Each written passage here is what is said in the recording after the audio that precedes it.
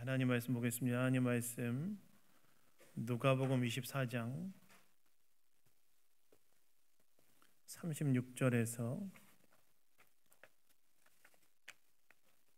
49절까지 말씀입니다.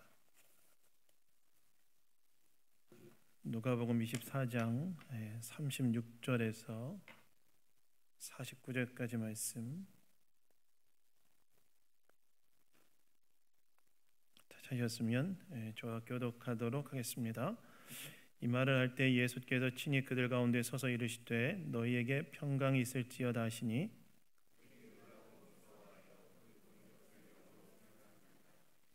예수께서 이르시되 어찌하여 두려워하며 어찌하여 마음에 의심이 일어나느냐.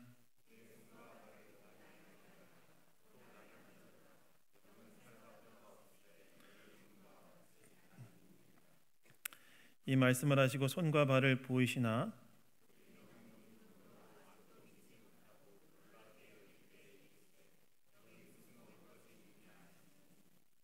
이에 구운 생선 한 토막을 드리니 또 이르시되 내가 너희와 함께 있을 때에 너희에게 말한 바 곧 모세의 율법과 선지자의 글과 시편에 나를 가리켜 기록된 모든 것이 이루어져야 하리라 한 말이 이것이라 하시고 또 이르시되 이같이 그리스도가 고난을 받아 제3일에 죽은 자 가운데서 살아날 것과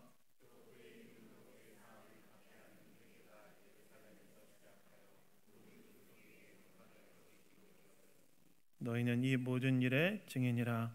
볼지어다 내가 내 아버지께서 약속하신 것을 너희에게 보내리니 너희는 위로부터 능력이 입혀질 때까지 이 성에 머물라 하시니라. 아멘. 아멘. 부활 신앙으로 사는 것이란 제목으로 하나님 말씀 나누기 원합니다. 여러분, 오늘은 부활절입니다. 그럼 부활절은 어떤 날입니까? 부활절은 십자가에 못 박혀 죽으신 예수님께서 3일 만에 사망 권세를 이기시고 부활하신 것을 기념하는 절기가 바로 부활절입니다. 여러분, 인간의 가장 근본적인 두려움은 무엇이죠? 인간의 가장 근본적인 두려움은 죽음입니다. 근데 그 죽음의 권세, 사망 권세를 이기시고 부활하심으로 이 사망 권세를 정복하신 예수님의 부활을 기념하는 절기가 바로 오늘 부활절이라는 것입니다. 그렇다면 이 예수님의 부활에 대한 믿음으로 산다는 것은 무엇을 말하는가? 오늘 이 부활의 아침에 우리가 함께 오늘 본문의 말씀을 통해 함께 생각해 보기를 원합니다. 첫 번째는요, 부활의 신앙으로 산다는 것은 소망 가운데 사는 것을 이야기합니다. 소망 가운데 사는 것을 이야기합니다. 여러분, 오늘 본문 36절을 보시면 이 말을 할 때에 예수께서 친히 그들 가운데 서서 이르시되 너희에게 평강이 있을지어다 하시니라고 나옵니다. 여러분, 여기서 이 말을 할 때는 언제를 말하냐면 예수님의 제자들이 부활하신 예수님에 대한 목격담에 대해 이야기할 때를 이야기합니다. 그래서 오늘 본문 전문맥인 34절을 보시면 시몬, 즉 베드로가 부활하신 예수님을 만났다는 목격담을 이야기했고 35절에 보시면 엠마오로 내려가던 두 제자가 예수님을 만난 목격담에 대해 제자들에게 이야기했다고 나오는데요. 그러니까 이 말을 할 때는 언제냐면 그 부활하신 예수님에 대한 목격담을 제자들이 서로 이야기하고 있을 때 예수님께서 그 자리에 나타나셔서 너에게 평강이 있을지어다라고 이야기하셨다는 거예요. 여러분, 여기서 평강이 있을지어다라는 이 구절은 마치 우리나라 사람들이 처음 만났을 때 서로에게 어떻게 인사하죠? 처음 만났을 때 어떻게 인사합니까? 안녕하세요 이렇게 인사합니까? 마치 그런 것처럼 당시 유대인들에게 일상적인 인사 방법이었습니다. 그래서 평강이라는 단어는 히브리어로 샬롬이라는 단어로서 샬롬이란 단어의 뜻은 내외적인 삶이 평화롭고 조화로운 상태를 말하는 것이었어요. 즉 예수님께서 부활하신 예수님께서 제자들에게 나타나셔서 샬롬, 그들의 내외적으로 조화롭고 평화로운 상태에 대한 평안을 예수님이 빌어주셨다는 거예요. 여러분 사실 제자들의 상황은 어땠을까요? 지금의 제자들의 상황은 어땠을까요? 불과 3일 전에 예수님께서 십자가에 참혹하게 죽으시는 장면을 목격한 제자들은 몇몇 제자들이 부활하신 예수님의 만남에 대해 이야기하자 좀 혼란스러웠을 거예요. 불과 3일 전에 금요일 오전 9시 예수님 십자가에 못 박히셔서 6시간 동안 십자가에 계시다가 오후 3시에 숨지셨는데요.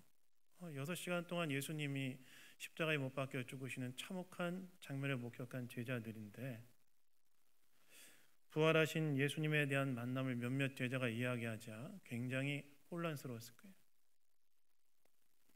근데 그런 그들에게 예수님께 나타나셔서 너에게 평강이 있을지어다. 너희들의 내외적인 조화로움과 평안을 내가 빌어준다 라고 이야기했다는 거예요. 그리고 오늘 본문을 보시면 시간이 지날수록 어떻게 됩니까? 부활하신 예수님이 그 자리에 임재하자 그들의 혼란스러움이 잦아들고 실제로 제자들 안에는 평강이 찾아오죠. 여러분 여기에 저는 간단하게 적용하고 넘어가고 싶은 것이 있습니다. 무엇이냐? 우리의 삶의 진정한 평강, 즉 샬롬은 어디에서부터 오는가 하는 것입니다. 여러분의 인생의 진정한 평강, 그 샬롬은 어디에서부터 오는가? 예수님께서 우리와 함께 하실 때 오는 것이란 겁니다. 사실 우리의 삶이란 어떻습니까? 때로 내적인 평강과 외적인 조화로움이 깨진 삶을 살아갈 때가 있죠. 마음에는 두려움과 염려와 혼란으로 가득 찰 때가 있고 외적인 우리의 삶도 그 조화로움이 깨어진 삶을 살아갈 때가 있죠. 근데 그때 우리는 무엇을 기억해야 되느냐? 진정한 평강, 샬롬은 어디서부터 오느냐? 예수님께서 함께 하실 때 오는 것임을 기억하고 그분께 믿음으로 나아가야 된다는 것입니다.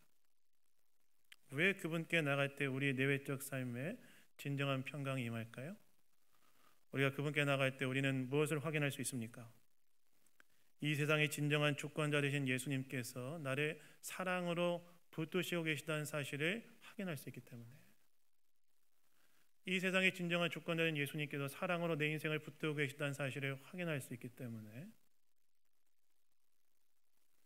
우리는 그분께 나아갈 때, 그분의 임재 안에 거할 때 우리는 내면의 삶의 진정한 샬롬을 회복할 수 있는 거예요. 실제로 여러분 우리가 내외적인 평강이 깨졌을 때 주님께 예배하러 나오면 혹은 주님께 기도하러 나오면 때로 우리 안에 있는 모든 그 혼란스러움이 바로잡혀지고 평강 가운데 거하는 것을 경험할 때가 있지 않습니까? 그래서 여러분 진정한 평강, 즉 샬롬은 오직 예수님께로부터 오는 것임을 기억하고 늘 그분께로 나아가 참된 평강을 누리시는 저와 여러분 다 되기를 예수님 이름으로 축원합니다. 그런데 이렇게 제자들이 부활하신 예수님의 목격담에 대해 이야기하고 있을 때 부활하신 예수님께서 그들에게 탁 나타나자 제자들이 어떻게 반응했다고 나와 있습니까? 37절에 보시면 그들이 놀라고 무서워하여 그 보는 것을 영으로 생각했다라고 나와 있습니다. 당시 유대인들은 사람이 죽으면 영혼은 살아있다고 보았는데요. 그래서 그들은 자신 앞에 있는 예수님이 육체로 부활하신 분이 아니라 그분의 영, 세번역에서 보시면 세번역은 이렇게 번역했는데 유령이라고 생각했다고 이야기하고 있는 거예요. 앞에 말씀드린 것처럼 몇몇 제자들이 예수님의 부활에 대해 목격한 목격담에 대해 이야기했지만 그들은 불과 3일 전에 십자가에서 참혹하게 죽으신 예수님을 기억하고 있었기 때문에 쉽게 부활을 믿을 수 없었을 것이고 따라서 그들은 자기 앞에 계신 예수님은 영, 유령이다라고 생각하고 놀라워하며 무서워했을 것입니다. 그저 오늘 본문을 보시면 예수님께서 제자들이 자신이 몸으로 부활하였음을 믿도록 도와주시는데 어떻게 하십니까? 39절에 보면 뭐라고 나오죠? 우리 39절 다 같이 한번 읽어보도록 하겠습니다. 읽겠습니다. 시작. 내 손과 발을 보고 나인 줄 알라. 또 나를 만져보라. 영은 살과 뼈가 없으되 너희 보는 바와 같이 나는 있느니라. 부활하신 예수님이 나타났는데 저는 영이다 라고 생각하며 놀라고 무서워하는 제자들에게 예수님은 손과 발을 탁 내어주시면서 만져봐라. 영은 뼈와 살이 없지만 나는 뼈와 살이 있다. 특별히 여기서 여러분 만져보라는 말은 원래 헬라어 의미는 면밀하게 검토해봐라 이런 뜻이에요. 내 손과 발을 너에게 보여주니 면밀하게 검사해봐라. 나는 뼈와 살로 확실하게 부활한 예수님이다. 특별히 여러분 이 손과 발을 예수님이 내어주신 이유가 무엇이었을까요?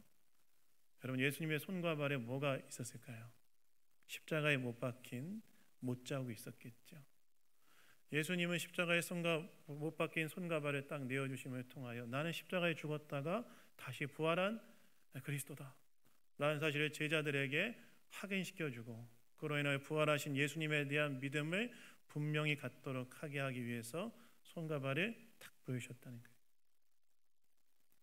여러분 왜 예수님께서는 제자들로 하여금 예수님의 부활을 믿도록 도우셨을까요? 왜 예수님께서는 제자들로 하여금 예수님의 부활을 믿도록 이렇게 도우셨을까요? 그것은 그분이 진짜 하나님의 아들이시며 메시아라는 사실, 구원자라는 사실에 대한 분명한 근거가 바로 부활에 있었기 때문에 그렇습니다. 실제 여러분 로마서 1장 4절에 보시면 사도 바울이 이렇게 말을 한번 들어보십시오. 성결의 영으로는 죽은 자를 가운데서 부활하사 능력으로 하나님의 아들로서 선포되셨으니 곧 우리 주 예수 그리스도시다 라고 이야기합니다.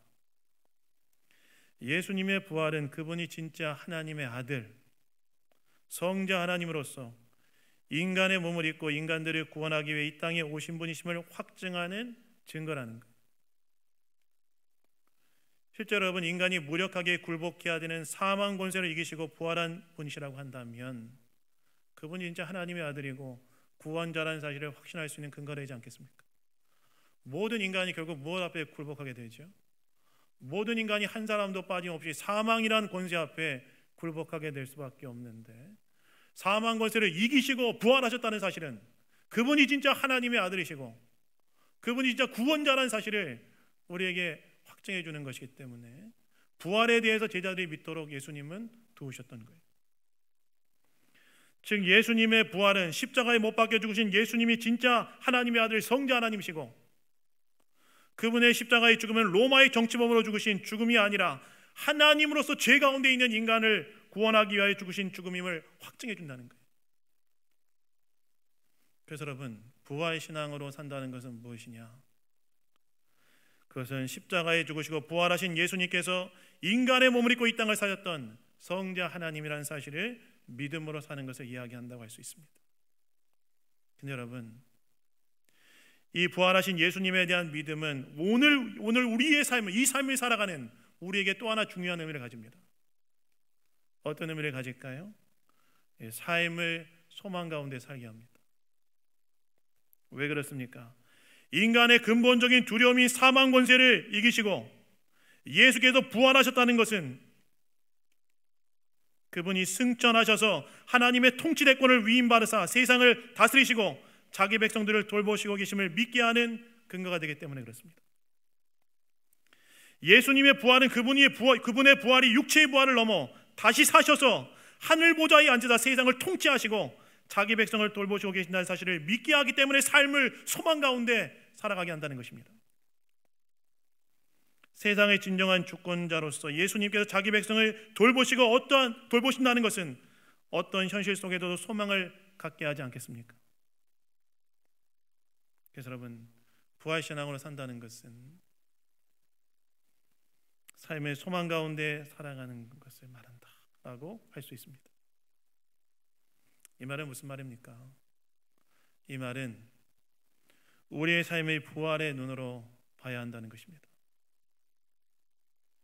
인간이란 존재가 가진 가장 근본적인 두려움인 사망 권세를 이기시고 부활하신 예수님께서 저와 여러분의 삶의 염려와 두려움을 다 알고 계시지 않겠습니까? 인간의 가장 근원적인 두려움인 죽음의 두려움, 이 죽음의 두려움을 이기시고 부활하신 예수님께서는 저와 여러분의 인생의 삶의 염려와 두려움을 다 알고 계시지 않겠습니까? 그런데 그 예수님께서 부활하셔서 승천하시고 하나님의 보좌 우편에 앉으셔 하나님의 통치대권을 위임받으시고 이 땅을 통치하고 있다는 사실을, 자기 백성을 돌보신다는 사실은 오늘 저와 여러분의 삶에 직면한 문제들 소망의 눈으로 보도록 하게 하지 않겠습니까?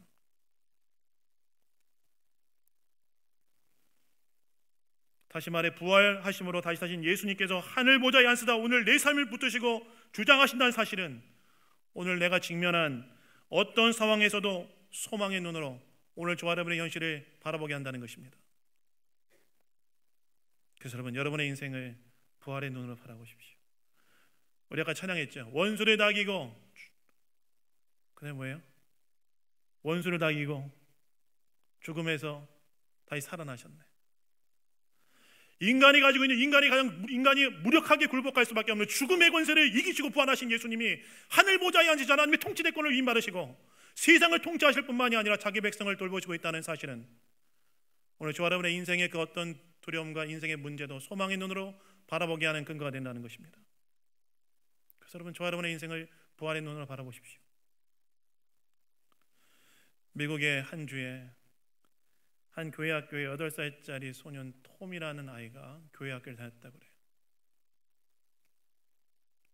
그 아이는 병이 많아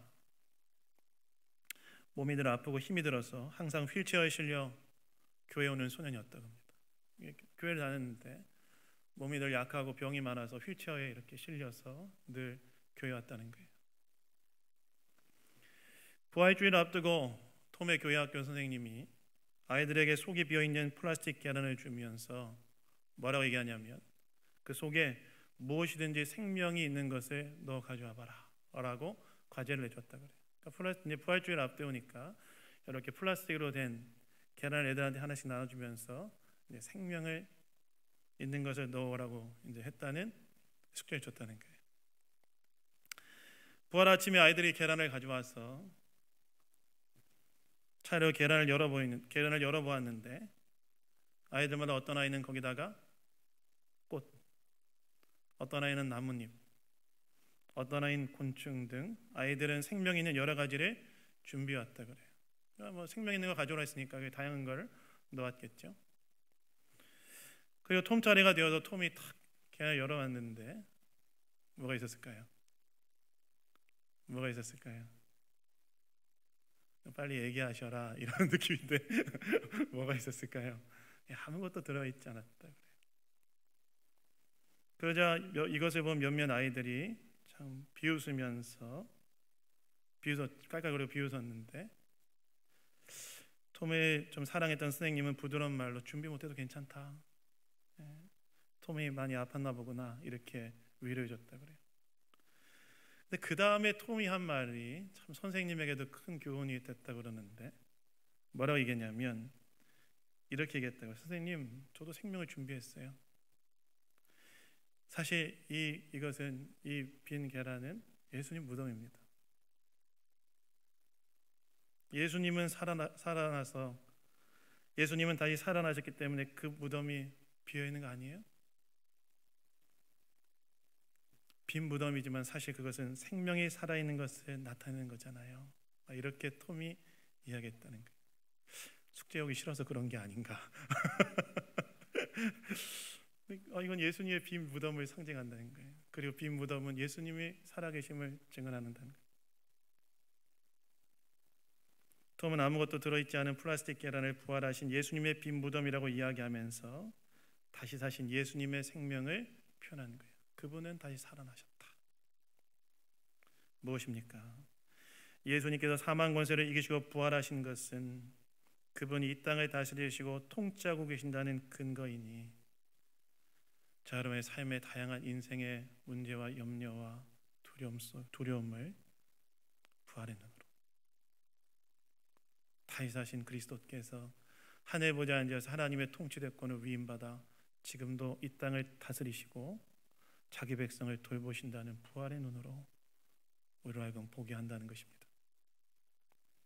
그래서 여러분, 부활신앙은 부활하신 예수님에 대한 믿음으로 부활의 눈으로 내 인생을 보는 삶임을 기억하시고, 오늘 저와 여러분의 주어진 삶의 인생을 부활의 눈으로 보시는 저와 여러분 다 되기를 주님의 이름으로 축원합니다. 축원합니다. 두 번째, 부활신앙으로 사는 것은요, 나의 부활에 대한 믿음으로 사는 걸 말한다는 거예요. 여러분, 오늘 보면 44절을 보시면 예수님께서 내가 너희와 함께 있을 때에 너에게 말한 바 곧 모세의 율법과 선지자의 글과 시편에서 나를 가리켜 기록된 모든 것이 이루어져야 하리라 한 말이 이것이라 라고 이야기하십니다. 여기서 말한 이것은 예수님의 십자가의 순환과 부활을 말하는데요, 즉 예수님이 공생의 기간 동안에 제자들에게 이야기하셨던 구약 성경에 기록된 모든 것이 이루어지라 하신 이 말씀은 자신의 순환과 부활에 대한 이야기였다고 예수님이 지금 말씀했다는 거예요. 여러분, 구약 성경의 많은 예언들이 예수님의 순환과 부활에 대해 예고하고 있죠. 즉 예수님은 자신의 순환과 부활은 구약의 예언의 말씀에 성취라고 이야기하신 것입니다. 즉 예수님께서는 구약의 말씀이 역사가 되었다, 하나님의 말씀은 실제가 되는 것이다 라고 제자들에게 이야기하셨다는 거예요. 즉 하나님의 말씀은 어떻게 된다는 거예요? 하나님의 말씀은 그냥 세상에서 흩어버려 사라져버리는 것이 아니라 우리의 인생 속에, 우리 세상 속에 역사로 실제로 되어진다는 것입니다. 특별히 이것은 부활과 관련하여 우리에게 무엇을 믿게 합니까? 부활과 관련하여 우리에게 뭘 믿게 하냐면 우리 또한 부활할 것에 대한 믿음을 갖게 하죠. 왜 그랬습니까? 성경은 예수 그리스도의 부활은, 십자가에 죽으신 예수님의 부활은 부활의 첫 열매로서 우리의 부활의 근거가 된다고 이야기하고 있기 때문에 그렇습니다. 예수 그리스도의 십자가에 죽으신 예수님이 3일 만에 부활하신 것은 저와 여러분의 부활의 근거가 된다고 성경은 이야기하기 때문에 그렇다는 거예요. 진짜 여러분, 고린도전서 15장 20절에서 23절을 보시면 바울이 이렇게 말하는데, 우리 PPT를 한번 보여주시죠. 고린도전서 15장 20절부터 23절 우리 다 같이 한번 우리 읽어보도록 하겠습니다. 우리 읽겠습니다. 시작.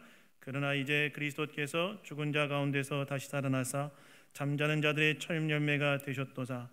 사망이 한 사람으로 말미암았으니 죽은 자의 부활도 한 사람으로 말미암도다. 아담 안에서 모든 사람이 죽은 것 같이 그리스도 안에서 모든 사람이 삶을 얻으리라. 그러나 각각 자기 채로 되리니 먼저는 첫 열매인 그리스도요, 다음에는 그가 강림하실 때에 그리스도에게 속한 자요. 사도 바울이 뭐라고 말합니까? 성경이 뭐라고 이야기하고 있습니까? 예수님께서 부활의 첫 열매가 되셨고 이것은 바로 예수 그리스도를 믿는 신자의 부활의 근거가 된다고 사도 바울은 지금 이야기하고 있죠. 여러분, 우리가 매주 주일 예배마다 고백하는 사도신경에서 우리는 뭘 고백합니까? 성령을 믿사오며 거룩한 공예와 성도가 서로 교통하는 것과 죄를 사해 주시는 것과 그 다음에 뭐라고 고백합니까? 몸이 다히 사는 걸 우리는 고백하지 않습니까? 그래서 여러분, 부활신앙으로 산다는 건 뭘 말하느냐? 나 또한 주님처럼 부활할 것이라는 믿음으로 사는 것. 비록 내가 이 땅에 살다가 개인적인 종말을 맞이한다 할지라도 예수님이 재림하시는 그날에 나도 몸으로 부활하여 모든 죄가 걷어진 새하늘과 새 땅에서 영원한 생명을 누리며 살게 될 것이라는 믿음으로 사는 것, 그것이 바로 부활신앙으로 사는 거라는 거예요. 사실 이번 고난주간과 부활절은 사랑하는 교우들의 장례로 시작해서 장례로 마무리하게 된 것 같아요. 고난주간 직전에는 우리 임재영 권사님 소천하셨고 오늘 새벽에 연락이 왔는데요, 우리 권경진 권사님 오늘 새벽에 소천했습니다. 그래서 오늘부터 이따 저녁에 3일 동안 또 교회장을 진행하게 됩니다. 고난주간과 부활절이 사랑하는 교우들의 장례로 시작해서 또 장례로 마무리되는 거예요. 그래서 오늘 새벽에 이제 기도하는데 12시 48분에 저한테 연락이 왔어요. 따님한테 어머니 소천하였습니다. 그래서 오늘 새벽에 기도하는데 고난주간과 부활절 앞뒤로 성도의 죽음을 맞이하고 장례를 준비하면서 이거 내가 어떻게 받아들여야 되는가 그런 생각이 들었어요. 고난주와 부활절이라는 교회의 중요한 절기 앞에서 앞뒤로 사랑하는 교우들의 또 죽음과 장례를 또 치러야 되는 이 상황을 어떻게 받아들여야 되는가라는 생각을 했습니다. 그러면서 제 안에 좀 정리한 게 있어요. 사랑하는 교우들이 죽음을 맞이하여 비록 사별로 인한 아쉬움과 슬픔이 있지만 그러나 예수 십자가의 대속의 죽음으로 죄로 인한 심판에서 구원받았고 사망 권세를 이기시고 부활하신 예수 부활로 예수님 재림하신 그날에 그들로 함께 부활하여 주님의 재림을 함께 맞이하실 것이다. 이 믿음과 소망으로 사랑하는 교우들의 죽음을 맞이해야 한다는 그런 의미로 받아들였습니다. 고난주간을 보내면서 예수 그리스도의 십자가의 대속의 죽음은 죄로 인한 심판으로서 살아가는 교우들이 구원받았고 예수님의 십자가에 죽으신 예수님의 부활하심을 통해 예수님 재림하신 그날에 함께 부활하여 그들도 함께 부활하여 함께 예수 그리스도의 재림을 맞이하게 될 것이다. 이 믿음과 소망으로 성도들의 죽음을 받아들이겠다.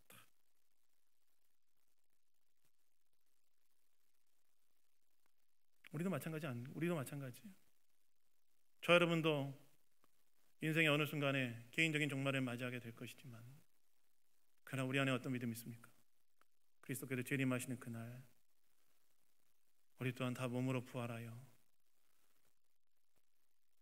주님의 재림을 함께 맞이하게 될 것이다.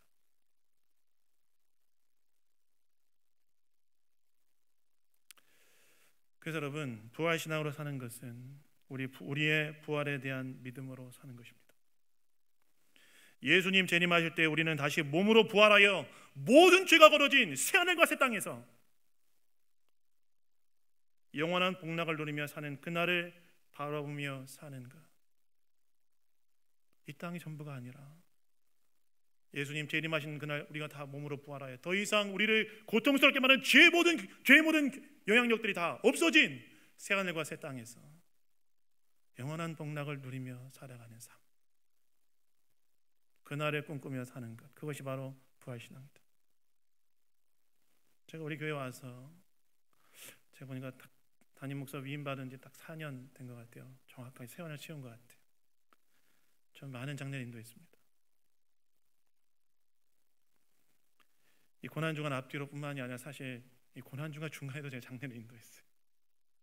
이 앞뒤로 또 중간에도 제가 장례를 인도했습니다. 제가 제 손으로 장례를 치렀던 수많은 성도님들, 그분들 다 예수님 재림하는 날에 몸으로 부활하여 함께 주님을 맞이하게 될 것임을 믿습니다. 우리 교회 교우들로서 함께 주를 예배했던 우리 오분자 집사님, 한영순 권사님, 장정호 집사님, 임정현 권사님, 권경진 권사님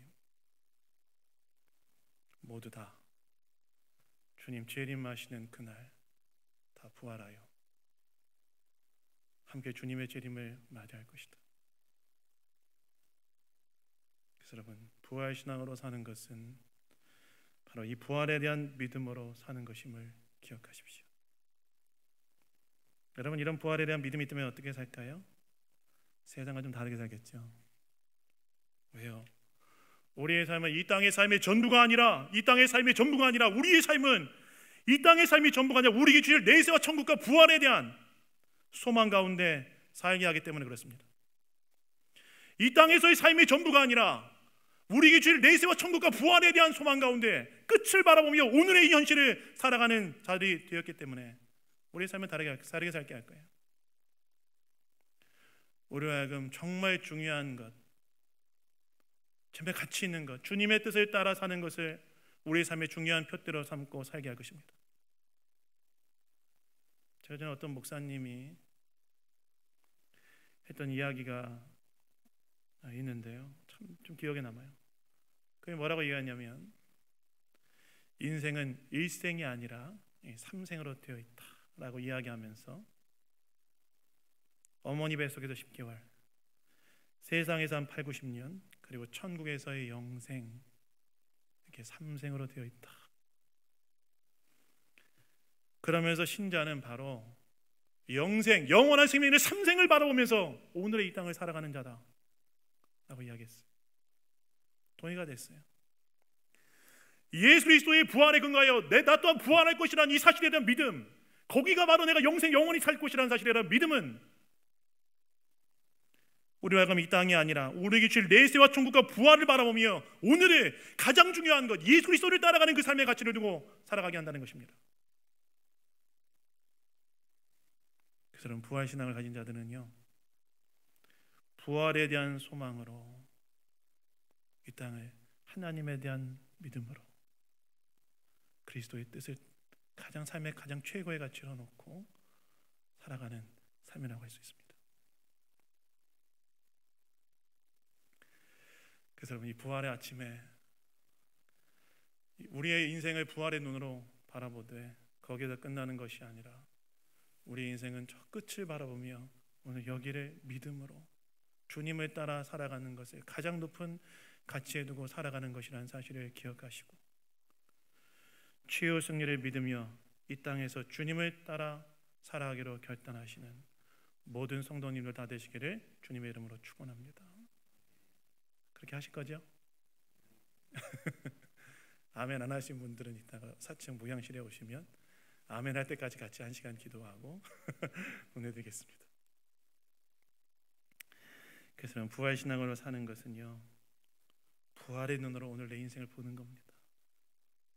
십자가에 죽으시고 끝난 것이 아니라 부활하셔서 하늘 보좌에 앉으사 하나님의 통치대권을 위임받으사 홀로 이 세상을 통치하고 계시고 자기 백성을 돌보시고 계신다는 이 사실에 대한 믿음으로 부활의 눈으로 내 인생을 보며 사는 것이다.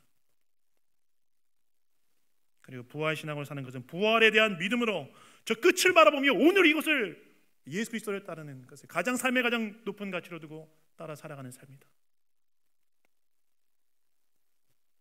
오늘 이 부활절에 부활신앙의 의미를 다시 한번 되새기고 소망으로 믿음으로 살기로 결단하시는 모든 성도님들 다 되시기를 주님의 이름으로 축원합니다. 그래서 기도하겠습니다.